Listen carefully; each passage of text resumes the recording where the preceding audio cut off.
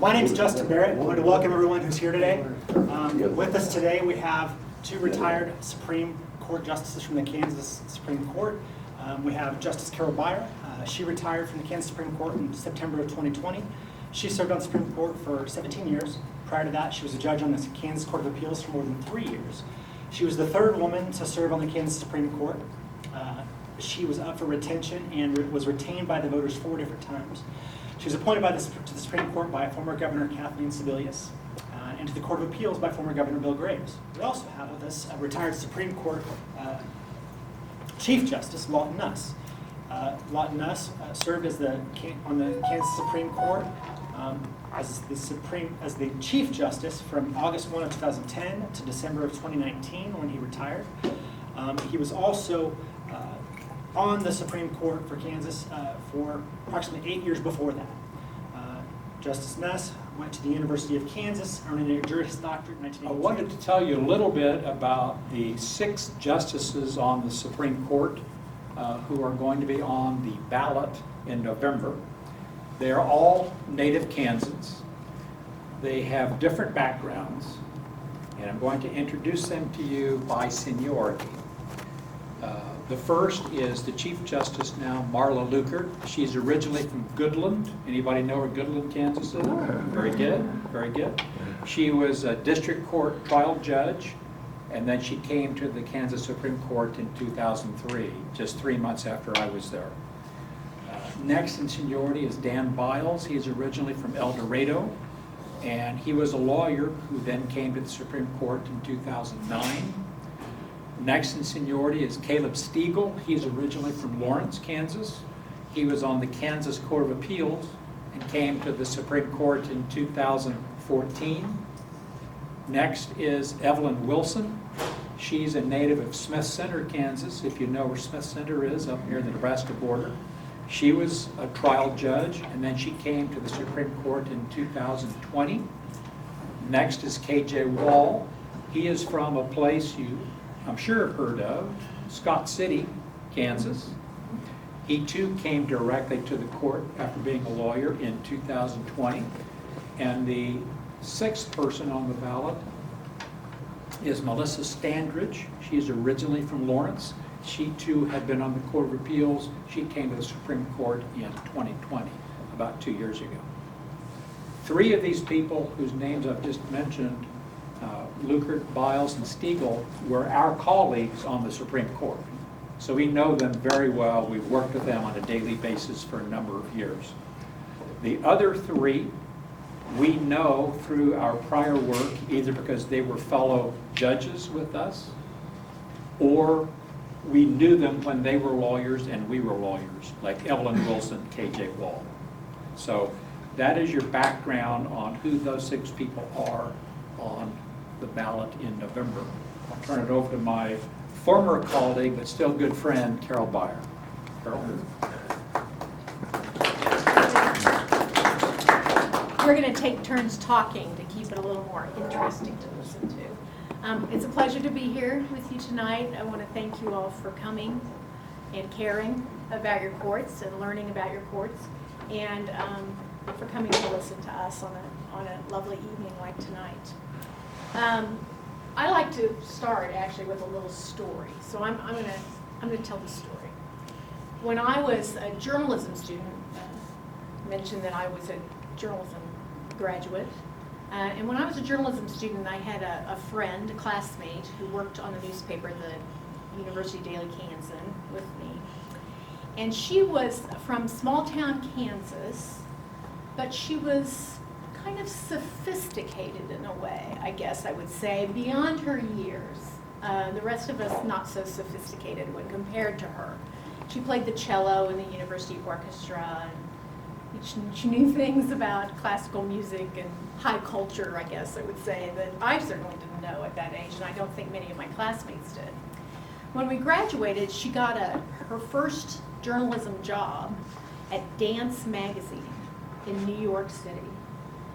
And we all thought that was just impossibly cool that she would go and get that for her first job. But she tells the story about living in New York for a number of years after that. And she'd go to parties or whatever, dinners, and inevitably the place where she grew up would come up as a topic of conversations. They would learn that she was from Kansas, and someone would eventually lean over and say to her, "What do people do in Kansas?" And she says, "You know, I lived there for 5 or 6 years, and then life proceeded, and she ended up moving back to Kansas and had a career and a family and a life in Wichita." And she said, "It took me a couple years after coming home to realize that I knew the right answer to that question. The right answer," she said, "is everything important in life. Everything important in life." Well, that's really why we're here tonight, because we think that about Kansas. We imagine you all do too, that here in our home state we can do everything important in life.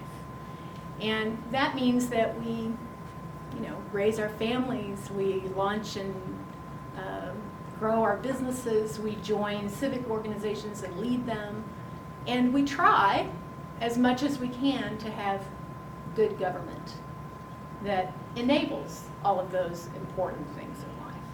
And we're here because we're eager to talk to you both ways, to talk to you and to hear from you about one of the branches of that government, the judicial branch.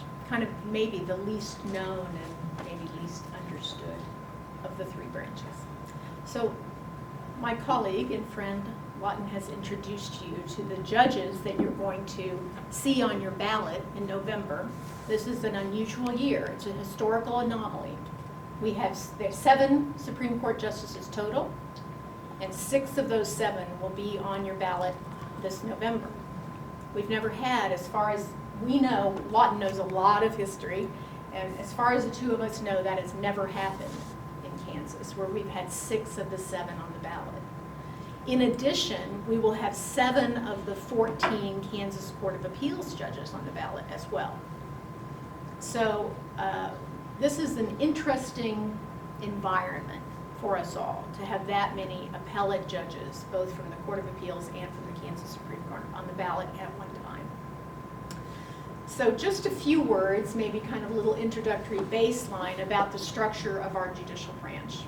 You all are pretty familiar in your communities with who sits on the trial bench, the district court. That's what we call it in the Kansas court system. The district court is our trial bench.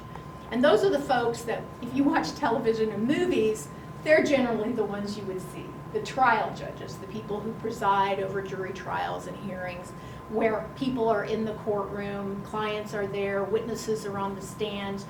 Usually a 2.5-minute dramatic closing argument seals the deal. That's trial court. And that's our trial level district court in Kansas. Then the Court of Appeals, as I mentioned, has 14 judges, and they hear many appeals in Kansas. And then certain cases go on to the Kansas Supreme Court, sometimes through the Court of Appeals, sometimes other ways, and Lawton's going to talk to you about that. So we have these 3 levels of court.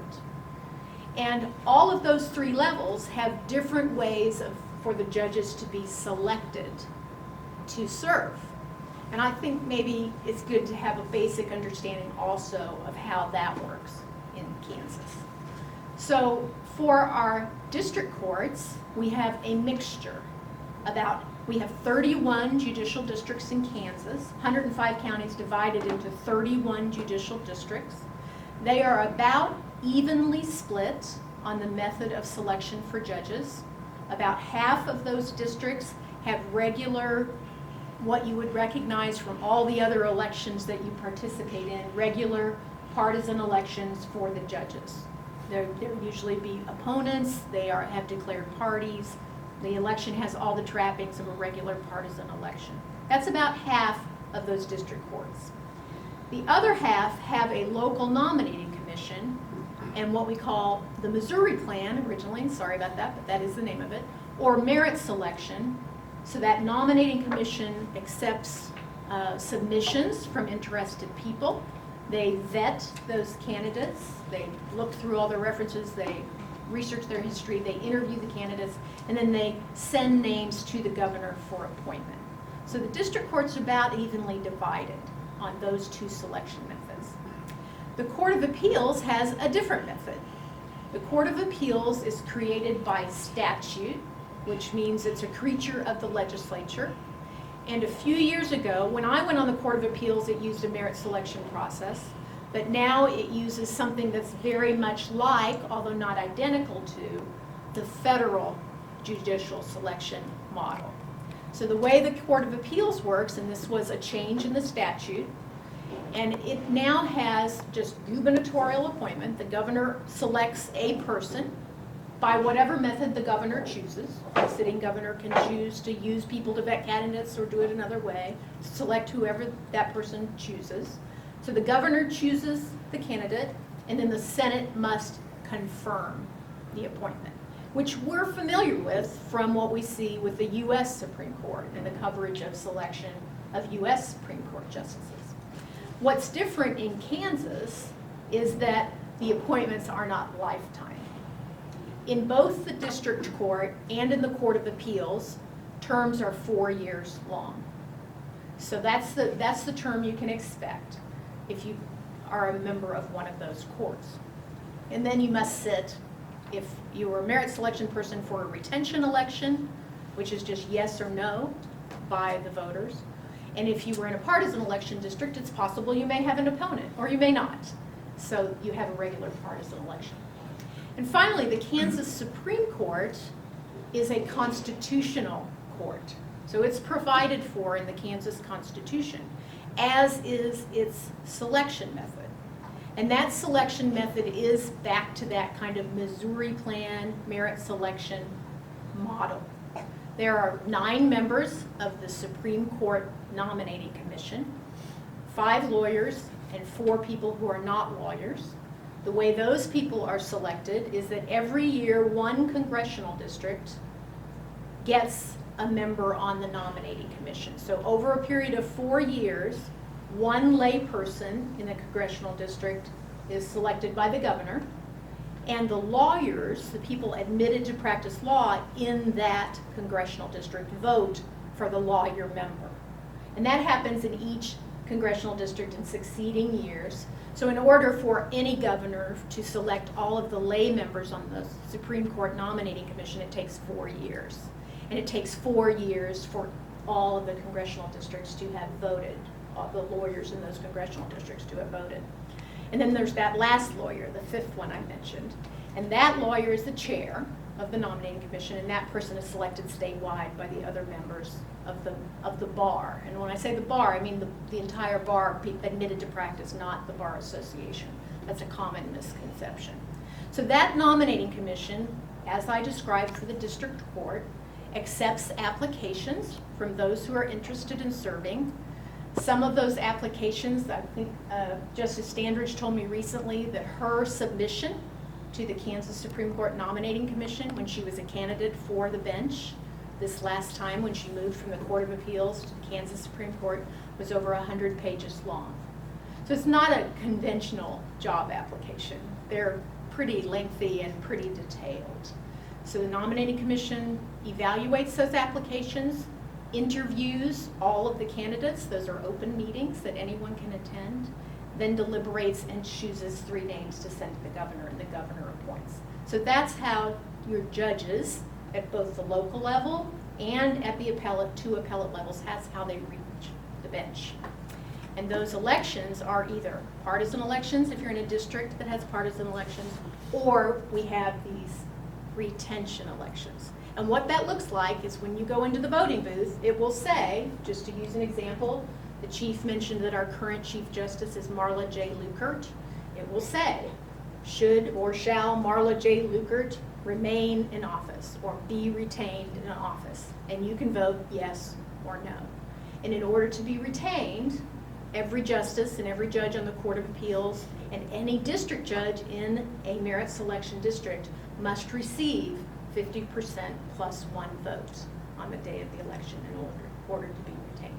So that's the setup. I'm going to let Lawton talk a little bit more now. Sure. I want to talk a little bit about how cases actually get to the Kansas Supreme Court. And there are three basic ways. Justice Beier talked about a case that happens, let's say, here in Colby, in the district court, and one of the people involved in that lawsuit is not happy with the decision that the judge made. Typically, that's the person who lost at the judge's hands. Okay, so they then take an appeal to the Kansas Court of Appeals. And Kansas law says you have a right to one appeal per case. Okay. The second way cases get to us is you can bypass the Court of Appeals, and those cases would come directly, for example, from Thomas County to the Supreme Court. A case such as a death penalty case would come directly to us. Another case that would come directly to us is eminent domain, where the government is taking your property and you're not happy with the amount of money that the government is giving you for your property. The third type of case is called an original jurisdiction, and that is the lawsuit is filed directly with the Kansas Supreme Court. So you bypass the court in Thomas County, you bypass the Kansas Court of Appeals, and you file it with us in Topeka. Let me give you an example of one of those cases, and this may ring a few bells for you. In 2014, there was a big national argument over who was going to control the United States Senate, the Democrats or the Republicans. So every senatorial race across the country that year was very, very important. Our Senator, Pat Roberts from Kansas, was a Republican, and he decided he was going to run for re-election. A number of Democrats decided that they wanted to run against him. So they had a primary, and a man named Chad Taylor won the primary. Chad Taylor at some point then said, you know, I don't want to run for Senate anymore. I want my name to be taken off of the ballot. And there's a statute in Kansas that allows you to get your name off the ballot. There's a procedure where you go to the Secretary of State's office, you fill out some paperwork, you submit it, and you say, my name's off the ballot. So that's what he did. The next day or so, our then Secretary of State, a man named Chris Kobach, wrote a letter to Chad Taylor and said, you did not follow the procedures. So your name is going to be on the ballot in November, whether you like it or not. And now there was a problem because the election was 2 months away and people wanted to print up the ballots all around the state. So what happened is that Chad Taylor and his lawyer filed an original action in the Kansas Supreme Court. And the Kansas Constitution has limited times when that can be done. And what he wanted to do was ask us for what's called a writ of mandamus, which is nothing more than a court order from us that would tell a public official, do your job, do your duty. So he wanted that from us. They came to the Kansas Supreme Court, they made their arguments, and within 2 weeks, we issued our decision. And we said he did follow the procedures in the statute. He should be allowed to withdraw. His name will not be on the ballot. And we issued an order to Mr. Kobach that said, do this. That's your duty under the Kansas statute. So that was a long explanation, but sometimes people say, original jurisdiction, what all does that mean? Okay. Well, let me tell you briefly about the appellate procedure. What happens that gets the Supreme Court involved step by step by step? Okay. Let's say, I'm not picking on Thomas County, but since we're all here in Colby, I thought it'd be irrelevant. It would be relevant. Okay. Someone loses, basically, and says, I think that judge in Colby made errors, and as a result, the decision he made should be reversed and I should win. So you can't just stand up and say that, you have to take some procedures. And the first thing that happens is you file a brief with, in this instance, the Kansas Supreme Court. So we're going to pretend that we're bypassing everybody and going straight to the Kansas Supreme Court. All right. Now, because Justice Beier and I are no longer on the court, I don't have access to actual briefs that I can share with you. But since I have some educators in my background, I brought show and tell. And what I did is I went to the Kansas Historical Society in Topeka, and I pulled out some documents from a murder trial in Lincoln County, Kansas, which is about an hour northwest of Salina, and I'm going to share those with you. So this is the brief written by the lawyer for the man who was convicted of murder, and it was filed with the Kansas Supreme Court.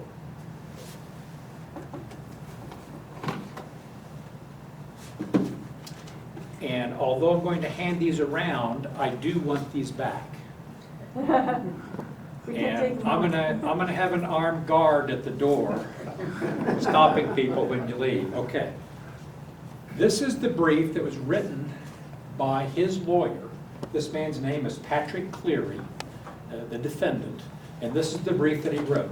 And I'm just going to hand it on this side, and so you don't have to keep going back and forth. I'll give you the other brief, okay? Because they pretty much look the same. This is the brief. Keep in mind, it's 1888, okay? Now, what happens when that's filed with the Kansas Supreme Court? Well, it's important to remember that although you had a lot of witnesses here in Colby, or in this instance in Lincoln, Kansas, and there was a jury and those witnesses testified, they don't come to Topeka then and repeat their testimony to us. And we don't allow any new people to come to Topeka and give us their testimony. Instead, it's all done by documents. Now today it's all done electronically, but I brought some documents along to show you. So instead of their coming to Topeka and repeating their testimony, what they said in Lincoln, Kansas is typed up. There was a court reporter in Lincoln who, with a pencil and a piece of paper, took shorthand notes of everything that was said, and then it was typed up. And I'm going to hand out the transcript, just a couple pieces from that so you can look at it, because this is the entire transcript here from that long jury trial, a murder trial. And I don't want to hand this around because you can make the point here. So let me hand this around on this side, if I may. And please don't criticize the court reporter because he was using a manual typewriter. Does anybody here remember the days of a manual typewriter? Okay. Before computers, before you had whiteout, before you had erasable paper, it was just white paper, and he had to make his changes with a pencil, and sometimes it was too much trouble, so he just left the typos there. Okay. So that brief, along with the transcript, and this is a map that was introduced in the trial. It is the gunfight that happened. These two men pulled their 6 guns on each other. It was a dispute over cattle. Got some farmers in here. I hope you don't try to resolve your disputes over cattle with guns. But they use this as an exhibit. You can take a look at that. And then after Mr. Cleary lost his trial, he filed a motion for a new trial because he said the judge made some mistakes. It's handwritten, so I'll hand it over here and you can take a look at it.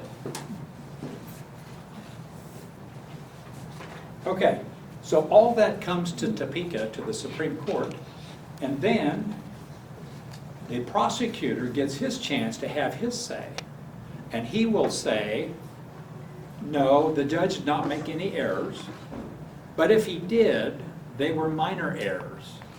There's no reason to reverse the decision of the jury. Okay, so he files his brief. Here's the prosecutor's brief.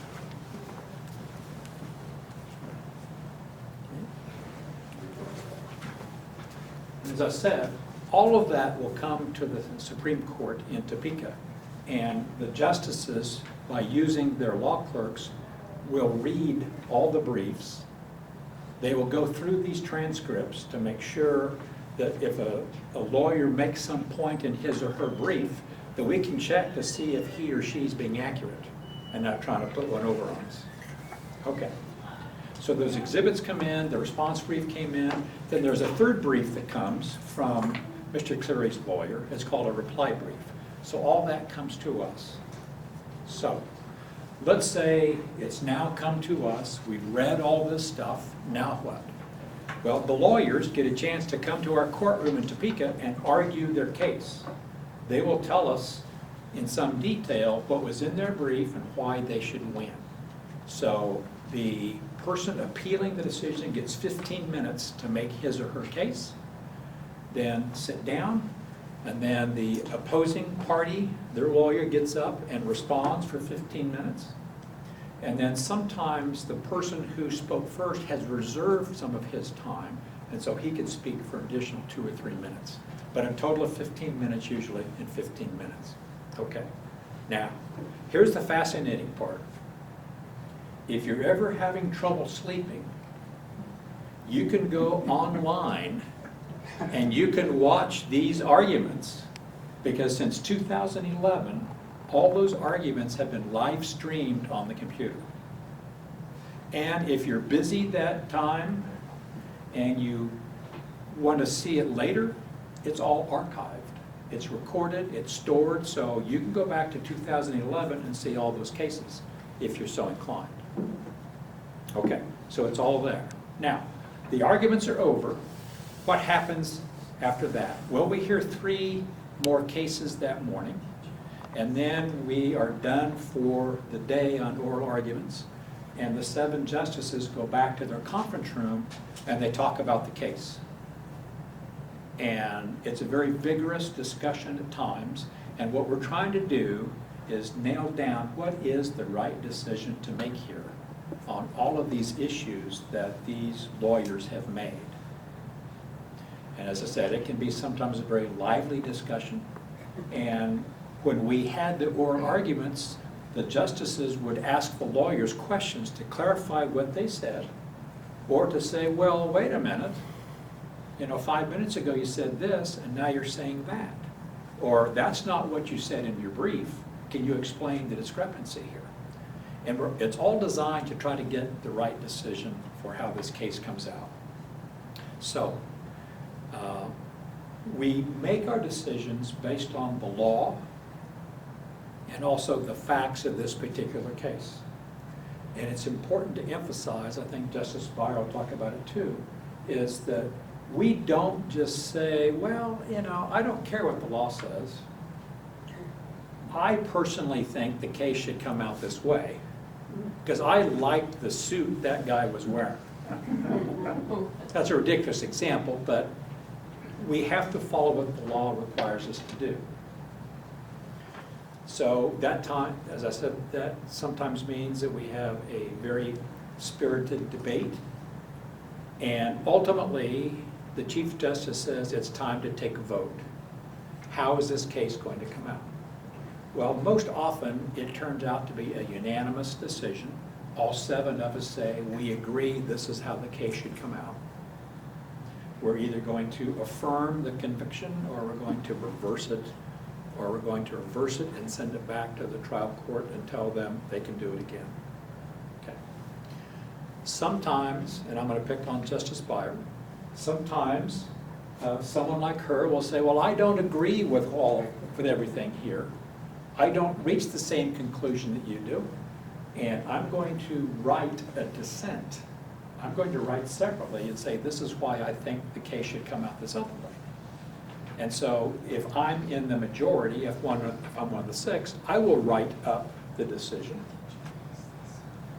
that says this is why we're deciding it this way. And then everybody gets a chance to see her decision, her dissent, and also the majority. And sometimes, some of my colleagues would say, well, gosh, Justice Beier's making an awful lot of sense here. I never thought of it this way. I'm going to join her. And so it's not just Justice Beier in the dissent. There might be 2 in the dissent or 3, or sometimes she gets enough people to join her to say, oh, now that I look at it your way, I understand. The case should come out the different way. And I'm now in the dissent. Or sometimes she persuades even me, and the whole thing gets reversed. So there's a lot of back and forth here, and these different decisions circulate. Finally, it's finalized, and then it is sent out to the world. And you get a chance to read the decision. Now, that's not something we came up with just recently. Let me tell you this. This is a book published in 1903, and it has the Kansas Supreme Court decisions published in it. And this is volume 68. So this had been going on for many years before that, since Kansas was a state in 1861 at least. So you, if you're so inclined, could go to your local law library and find this book and read that decision from 1903. Coincidentally, it was written by the only other justice on the Supreme Court from my hometown of Salina. But that's not why I chose this. So you can go to the law library and check out this old book, or you can go online, kscourts.org, on your computer, and you can read those decisions that the court has recently reached or earlier. It's all there for you to see. And one thing that I think is important to emphasize here is that when you read that decision, you'll see what the facts of the case, all the facts were that are important. You will see the decision we reached on every issue, and you will see our explanation as to why we concluded the way we did. Some people call that showing your work. We're showing the citizens of the state, this is what the case was about, here are the facts, here are all the issues, and we are showing you our analysis of how we arrived at that. And that's different from the other 2 branches of government because they don't show you their work to that extent at least. If you see a bill passed by the legislature, you may or may not find out how it got to the legislature and how it went through all the committees and how it eventually came into its present form. So I think it's important for you to see that that is what I think is a pretty unique feature of the courts, particularly the appellate courts, the Court of Appeals and the Kansas Supreme Court. So, Justice Beier. I guess I want to mainly emphasize a couple of things that the chief just talked about. Just boil it down a little bit. So he mentioned that one way that cases reach the court is they go through the Court of Appeals, and if a party's still unhappy there, that they file a petition for review and come to the Kansas Supreme Court. So that's one way they can get there. The Kansas Supreme Court gets as many as 900 petitions for review a year to review and decide whether the cases should come up. And the Kansas Supreme Court also has another job. I would say that deciding cases, we would call that job 1. I think there's an old military commercial about what's job 1. So job 1 is deciding the cases, but the Kansas Supreme Court is also the board of directors for the entire Kansas judicial branch. And that's something I want to make sure you hear before you leave here this evening. So in effect, the Chief Justice is the chair of the board of directors. And that organization, the Kansas Judiciary, the judicial branch, employs over 1,600 people who are not judges and over 250 people who are judges. And as I mentioned, 105 counties, 31 judicial districts. So those are part of what the court does. But job 1 is what the chief just described to you. Job one is deciding the cases that arrive by one of those three paths. And what he said, in essence, is that when a case arrives, there are three things, and only three things, that the judges consider. The first thing is the issues as framed by the parties and their learned counsel. What issues do they bring to the court? The court doesn't just sit and read the newspaper or listen to the TV or the radio or read online and say, you know, we don't agree with that over there. We're going to do something about it. That's not how it works. The issues have to be brought to the court. So those issues framed by the parties and their lawyers, that's number one. Number two, he mentioned the facts. Well, they're not just any facts, and the court doesn't just go do research or Google things to find out what the facts are. The facts of any given case are those that have been demonstrated to exist or to have existed by admissible evidence. So the issues framed by the parties, number one. Number two, the facts as demonstrated by admissible evidence. And finally, the governing rule of law. We hear the phrase rule of law a lot in the U.S. It's certainly front and center in a lot of the news lately. And usually we're talking about kind of the global sense of that phrase. The idea that all of us are subject to the law, that none of us is above the law. And that's certainly one meaning for that phrase. But I'm using it in a more particularized way. I'm talking about what is the law that's applicable in that case to help to decide the outcome on those issues when the facts are as have been proved. So issues, facts, governing law. The source of that law might be constitutional, it might be the federal or state constitution, it might be a statute passed by the legislature and signed by the governor, it might be common law, which is in essence old court decisions. Have they weighed in? Has the court previously weighed in on this issue? And if so, stare decisis, Latin phrase, it means let the decision stand, should control. And the court should follow its earlier discussion. So that's how courts decide cases. Now let's talk about some things you didn't hear me say, and you didn't hear the chief say. We have a right to expect, I would say even demand, as citizens and voters, different decision-making behavior when we're talking about legislative and executive actors.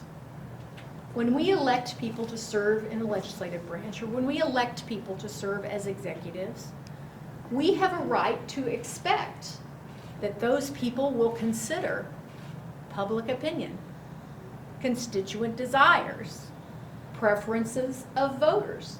We have a right to expect that. Of course, that makes sense. We have a right to expect that they'll consider their own personal views and beliefs. But that's part of the decision-making process in the executive and the legislative branches. And I think it's completely reasonable of us to also expect, and maybe sometimes demand, that the decision-making process in which those actors engage is also governed and guided in part by partisanship and party platform and position. These things are to be expected for the political branches of government. But you should expect something entirely different from your judges. Your judges should be talking about three things only. And this is what they talk about. We've been there for 20 years between us, overlapping most of it. That's what they do. They go in and they talk about the issues raised by the parties, they talk about the facts that have been proved, and they talk about the law that governs. There can be differences of opinion on that. There can be lively, sometimes loud, discussion of it. But that's how your courts are supposed to work, and that's how these justices that he's mentioned, these judges that I've mentioned on the Court of Appeals, that's how they do their job. And that's what you have a right to expect. And that's what you should judge when you determine whether people should be retained in office or whether they should be defeated by an opponent. Is, do they do their job that way? They're supposed to take the case and work through those 3 steps to the end, to the result. Not come in and say, I would prefer this result. Now, how do we get there? That's not how it's supposed to work. And one way you can figure out if they're doing it that way is go ahead and read some of it, watch some of it. The arguments are not as dull as you think. We were known as a hot court. That means that we asked lots of questions. I think the record that we set was 4 of us trying to get a question in at one time for the poor bewildered lawyer in front of us. So actually, they're kind of exciting. You get a lot of action during oral argument. They're kind of fun to watch, and you can see how these judges operate. You can see what they sound like. Do they sound like they've pre-decided the issue, or do they sound like they're searching? And you can read those decisions. You can read that work that they have had to show. As I think most of our old math teachers used to say, show your work on the math test. So that's how courts work. That's how they're different from the other 2 branches of government.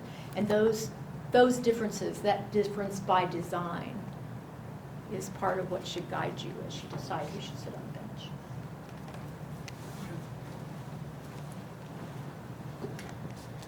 I could follow up with just what Justice Beier said with a concrete example. Years ago, as an example, there was a case that came to the Kansas Supreme Court, and the man had been convicted of committing sexual crimes against children. And it was a very difficult case to hear argued, to read the facts in the transcript, because it was just very difficult to see what he had been convicted of doing to all these children. But as we read through the arguments from the lawyers, a number of us said, you know, I just don't think that man got a fair trial. The judge let in some evidence that should not have been admitted. The judge made comments to the jury that the judge should not have been making. The testimony that was listened to just was not relevant to any of this. It had nothing to do with the crimes he had been convicted of. The prosecutor made improper arguments to the jury, and as a result, I felt he did not get a fair trial. Justice Beier agreed with me, my colleagues agreed with me, and we said, well, now what do we do? The law requires that we send this case back where it came from and tell them to do it all over again if they want to keep prosecuting him, but do it right this time. And I knew, and Justice Beier knew, how hard it was going to be on the children if they had to testify again, on the children's parents, their relatives, and the community. It was not a large city. And we all said, but the law requires that we do this. And so that's what we did. That does not mean that I approve of sexual crimes against children. What it means is we have to follow the rule of law. Okay. Now, some of you may know Thomas Jefferson. Not personally, he was dead years ago. But he said the most sacred of the duties of government is to do equal and impartial justice to all of its citizens. So how do judges fit into that? Well, first of all, since 1868, the Kansas legislature has required that judges take an oath in which they solemnly swear to support the Constitution of the United States and the Constitution of the state of Kansas and faithfully discharge the duties of their office. Now, if that wasn't enough, in 1974, the citizens of Kansas had a statewide vote, and they said, we want that requirement placed in our Constitution.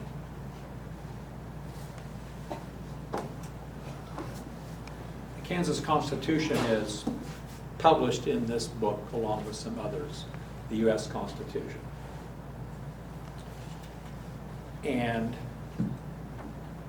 it's important to know why the U.S. Constitution and the Kansas Constitution is often called the people's document. And here's why. We elect our representatives to go to Topeka or to go to Washington. We elect our senators to go to Topeka or to Washington. And they pass bills that then become statutes.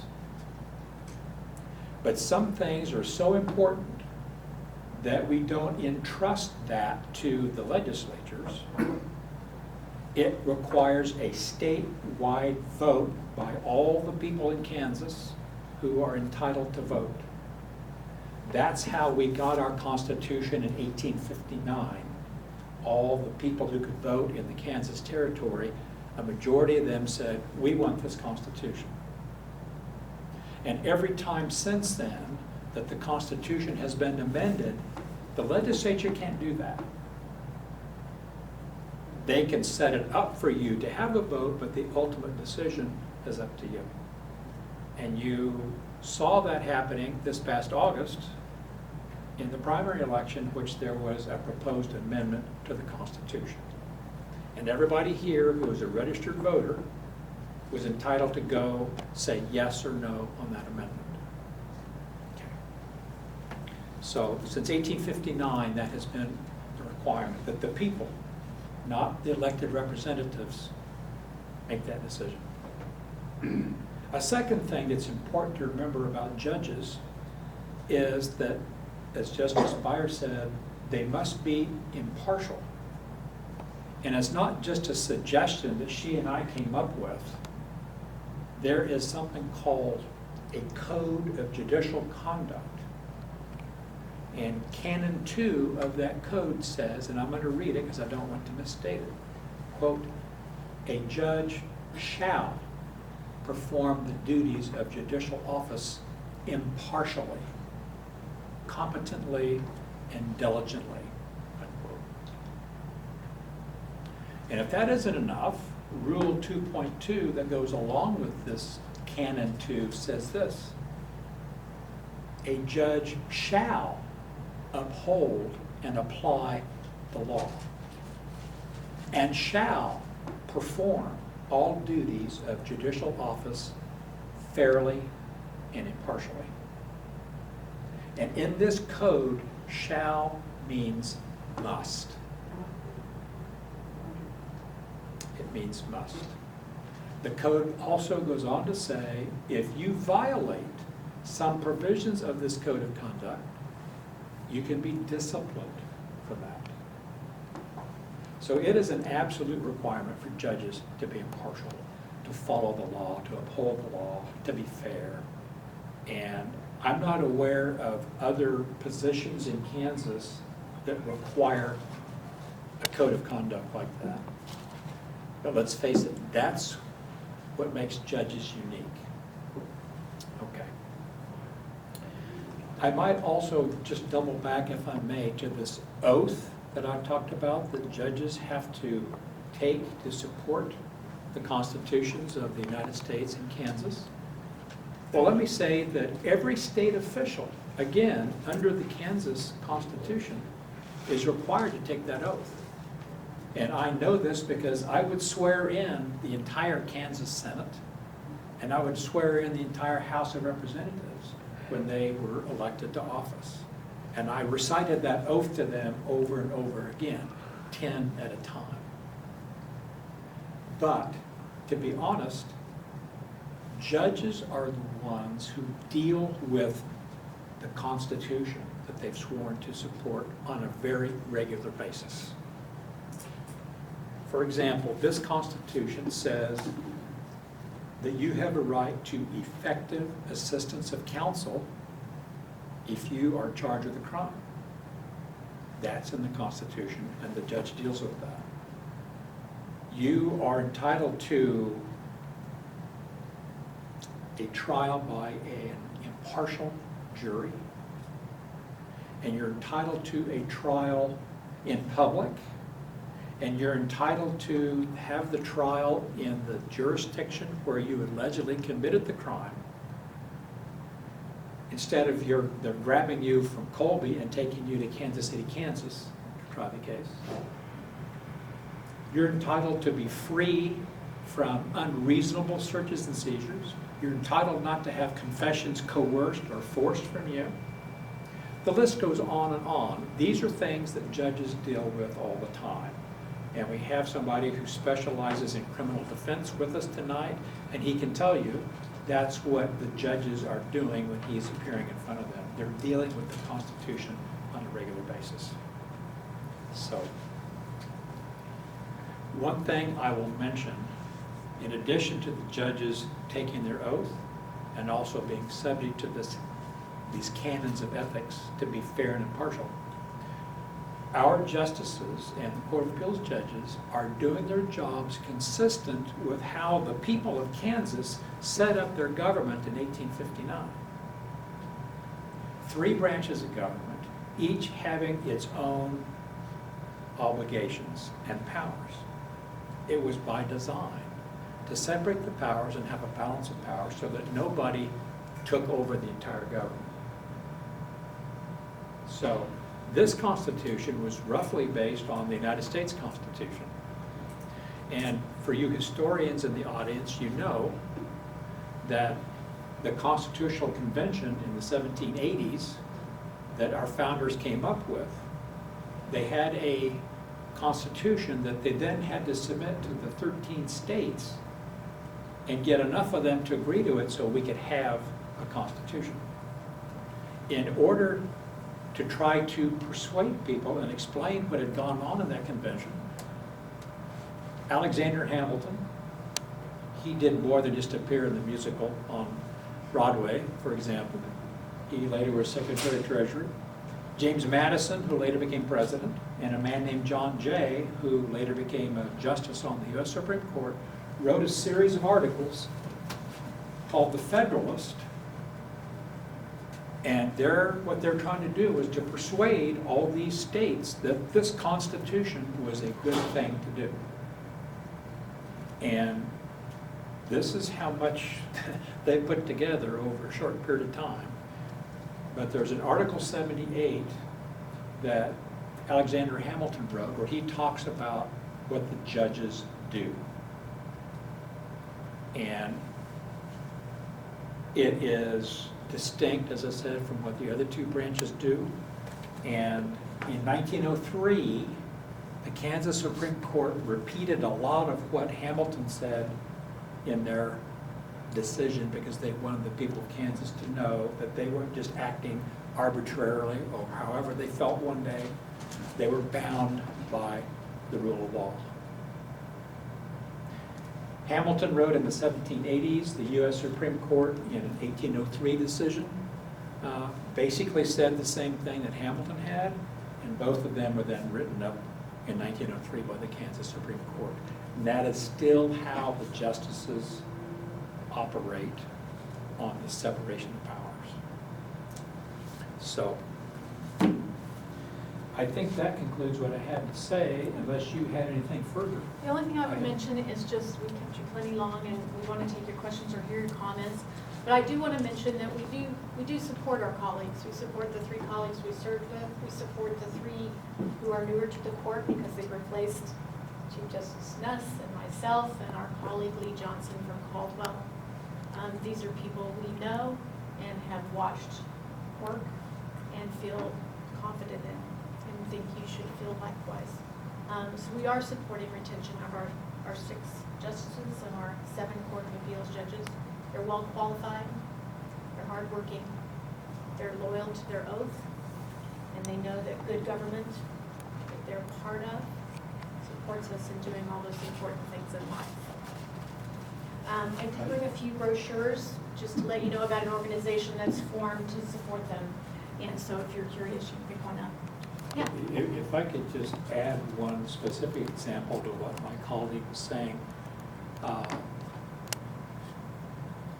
4 or 5 years ago, I asked Carol, where did you go on vacation last year? And she said, I didn't go on vacation, I was too busy working. And I said, oh. So I then asked my colleague, now Chief Justice Marla Luker from Goodland, Marla, where did you go on vacation last year? Same answer. I didn't go on vacation, I was too busy working.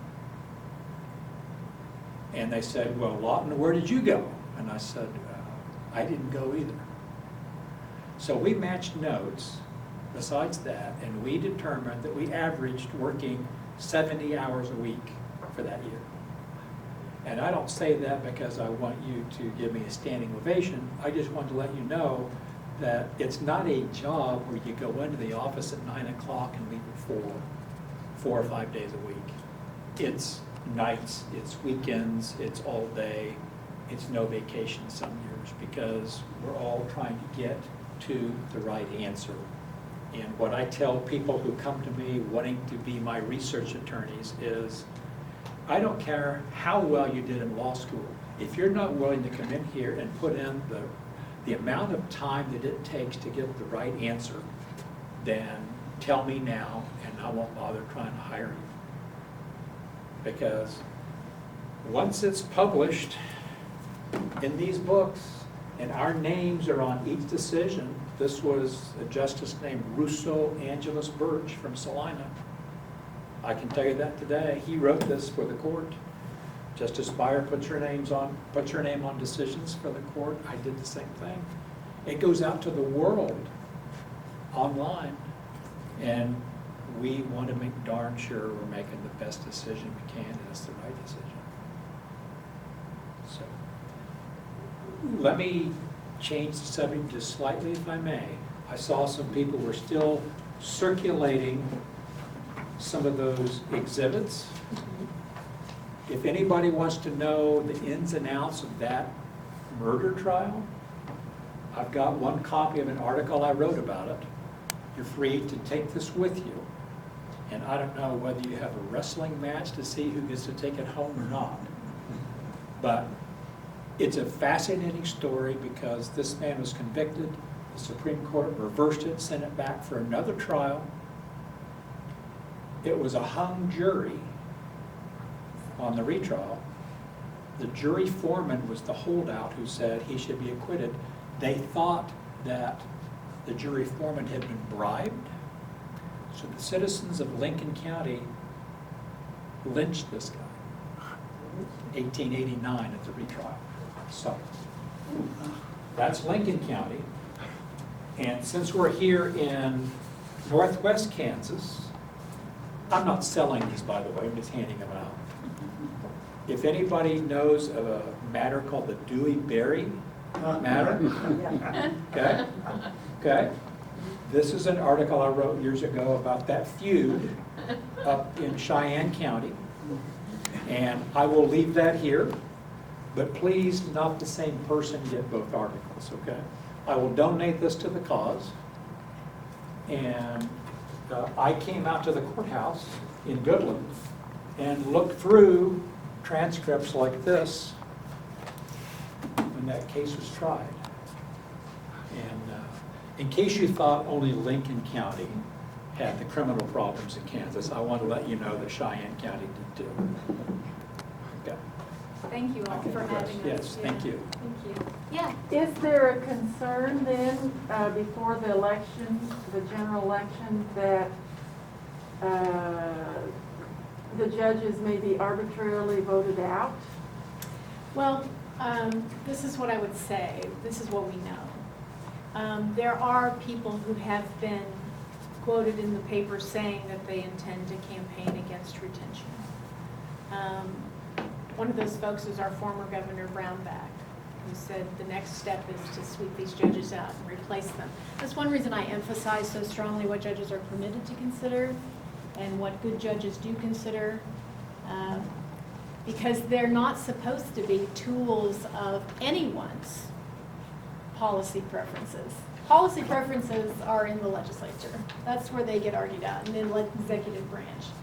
Policy preferences and voter preferences about them, that's where those discussions belong. And so people who want to replace judges who know how to do the job correctly and who in fact do perform the job correctly with people who will do their bidding either don't understand what we've all been talking about tonight, or they think you all don't understand and count on you to react maybe emotionally or some other way to judicial decisions that have been systematically arrived at by this method we've described. So is there that potential? I'd say anytime there's an election, there's that potential, right? This is an especially noisy year, and he's not the only one who has made those kinds of remarks and been quoted in the press.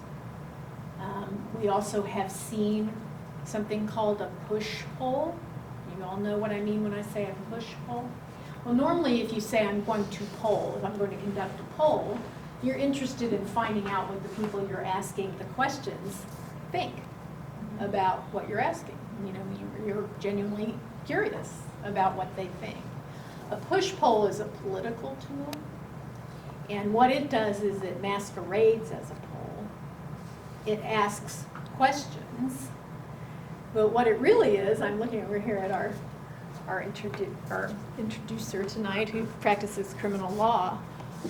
What it actually does is classic cross-examination. So you're on the stand, sir, and you say, John Smith is a great guy. He's one of the greatest guys I've ever known. And I listen. I'm on the other side of the case. Someone sponsored your testimony. And I stand up and I say, so you think John Smith's a great guy, huh? I get you good and solid on that. He's a great guy. One of the best guys you ever knew. One of the best guys I ever knew.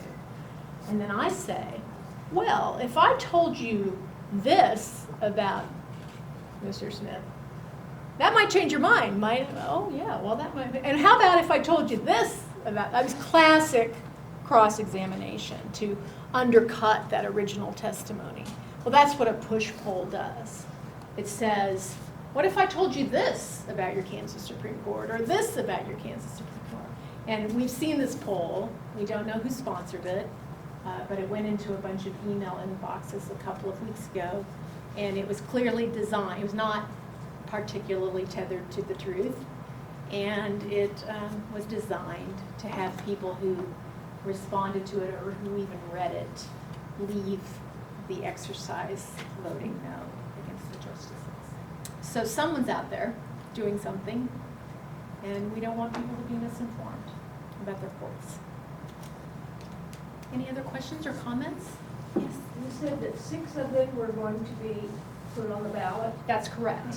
Yes, they have 6-year terms at the Kansas Supreme Court. So in 2016, the chief and I and 3 of our colleagues, the 3 most senior, Chief Justice Lukert, Justice Biles, and Justice Stiegel, the 5 of us were on the ballot in 2016.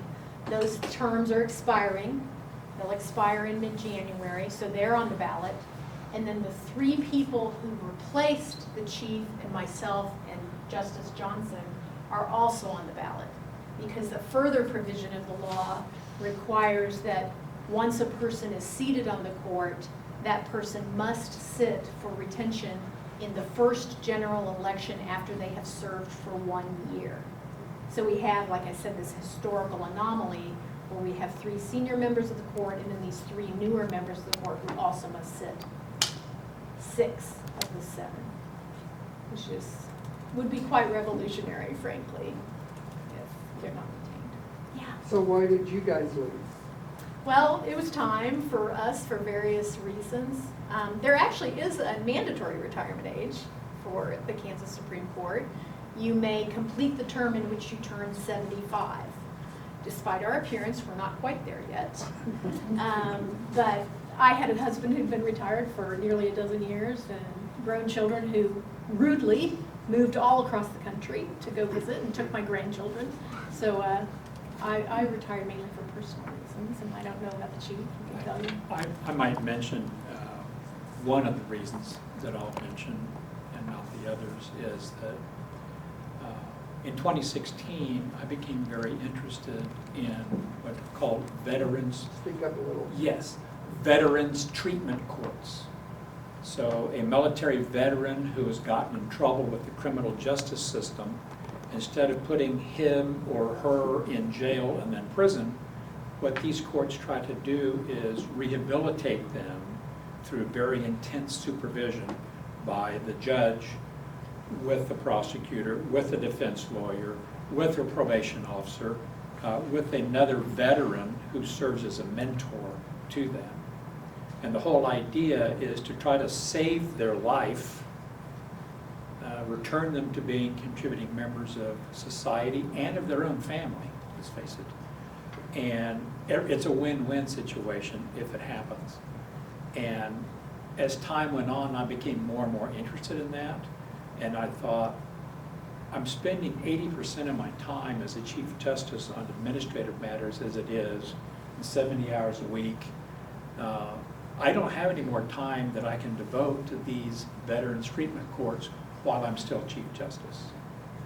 And so I said, I'm going to leave. I still had 3 years left on my 6-year term. And you still had time left on your term.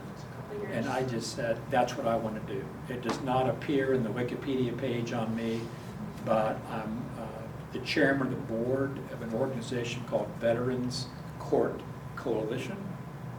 I'm a board member of the Veterans Defense Group in Minneapolis, Minnesota. And I've been involved nationally trying to get more of these courts established. One thing I'm trying to do now is get them established in the tribal nations. We've been working with the Navajo Nation in Arizona, trying to get some also established here in Kansas with the 4 tribal nations.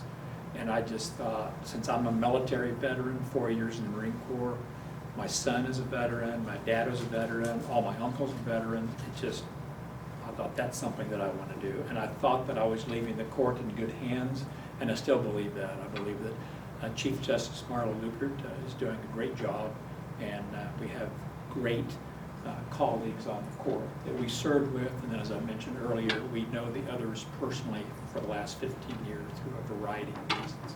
So that's why I left. Yes? So if a simple majority can vote out justices, judges,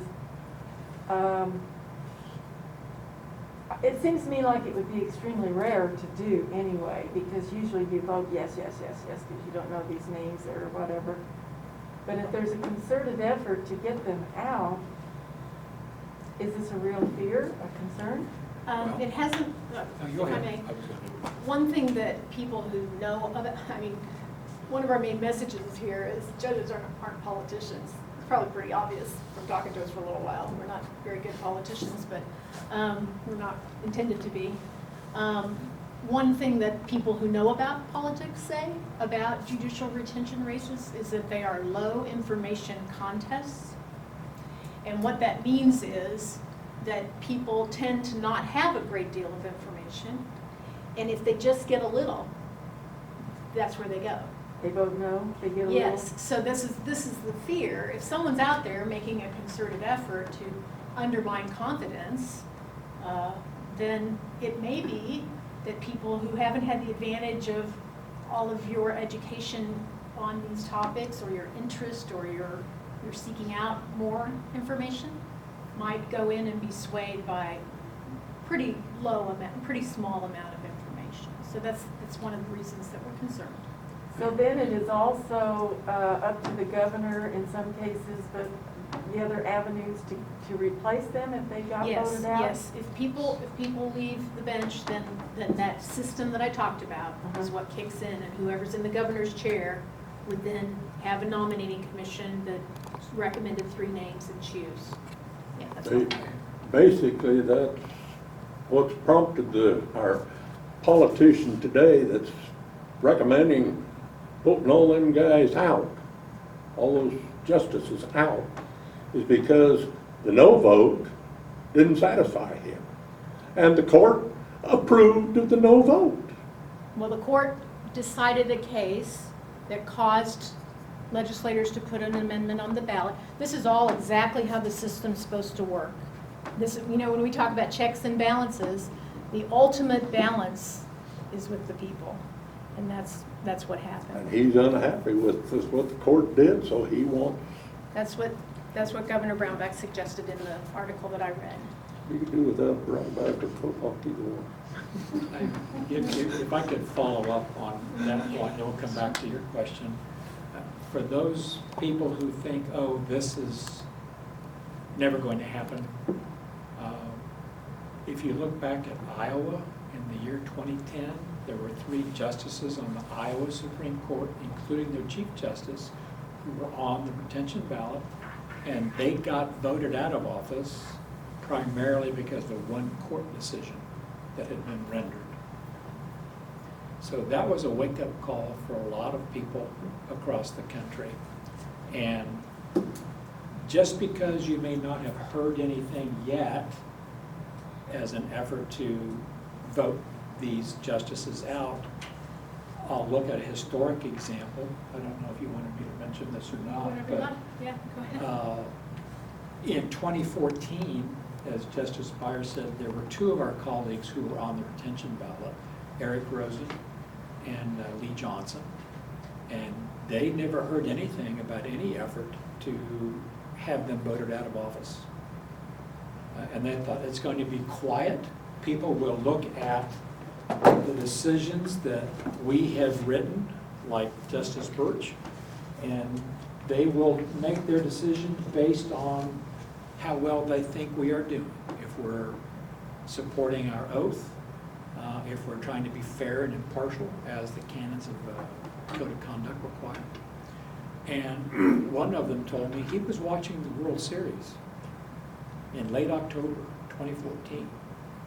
And all of a sudden, these commercials start bombarding him, and they were from the governor saying, get rid of these justices, because when you do, I will appoint tough judges in their place. And it came out later that from Governor Brownback's pollsters, just about a week before that they reported to his campaign manager that you're basically in a dead heat with your opponent, Paul Davis. So we've also found from our focus groups that if you can make the Supreme Court part of this campaign, then people leave Davis and they come to you. So you can draw your own conclusion as to whether he was following their recommendation or not, but it caught our colleagues completely flat-footed, and it was too late for them to do anything. It was a week or 2 before the To election. endure it. Yeah. People call this the October surprise, not just that instance, but that method for attacking justices. That's in the states where this has been more successful, they call it the October surprise. It's very quiet. And all of a sudden, it's like the old Yeah. ads. I think I understand and I appreciate what you have to say and how it's supposed to be and how I got through my life that that's the way it was. And now we see with several things, but this really shocks me, and it's my understanding there's unbelievable amounts of money that are going to make this happen. Maybe $1 billion and something. The race that the chief just mentioned in Iowa, what we now know, no one knew at the time for sure, but what we now know is that much of the money that supported the get rid of the justices campaign that year in Iowa was national money. It wasn't Iowans. I mean, the court had made a decision. Some people were happy with it. Some people were not. This happens every day. That's the way court works, doesn't it? It's kind of like somebody leaves happy, somebody leaves not so happy, right? And that's, frankly, if you're not the one who's happy all the time, it's probably working right. because the court shouldn't be a guaranteed win or a guaranteed loss for And if anyone. they do their jobs correctly, everyone walks away upset. Well, there's that as well. We sometimes we're pretty expert at that, making everybody unhappy. But in Iowa, it wasn't necessarily Iowans who wanted to chuck these justices out and remake their court. It was people from outside the state who were unhappy about a particular decision. They came in and poured a lot of money in there, and they were successful. And it happened? It actually happened? Yeah, they got- kicked Yes, out they were 3 out. justices They in were out. 2010 in Iowa. And that court is substantially different now than it once was. We knew a bunch of those justices. They appeared to be performing their duties fairly and impartially and providing a stable environment for the citizens and their families and businesses and civic organizations, all those things we talked about. But people came in who didn't like them and took them out. Because if they spend enough money, especially in a low information contest. Can I ask them? Yeah, I'm sorry if I both of interrupted you. No, it's kind of a stuff, but, so, it appears to me that there's a lot of things we have, and this would be one of the biggest examples, I think, that makes me question our system and our survivability of the system. Do you feel that, do you have suggestions, can we make, who can do what? The system, To make are it- you still a make it- believer? Yes. Okay. Yes. I get asked a version of this question pretty frequently, and I've started saying, I'm gonna die on the sincerity hill. I believe in it. I think it can work, and I think it will triumph ultimately. But we all have to care. We all have to care, and we need to leave tonight and go tell all our family and all our friends and all our neighbors how important this is, and that it's ours to decide if we just care and get the word out.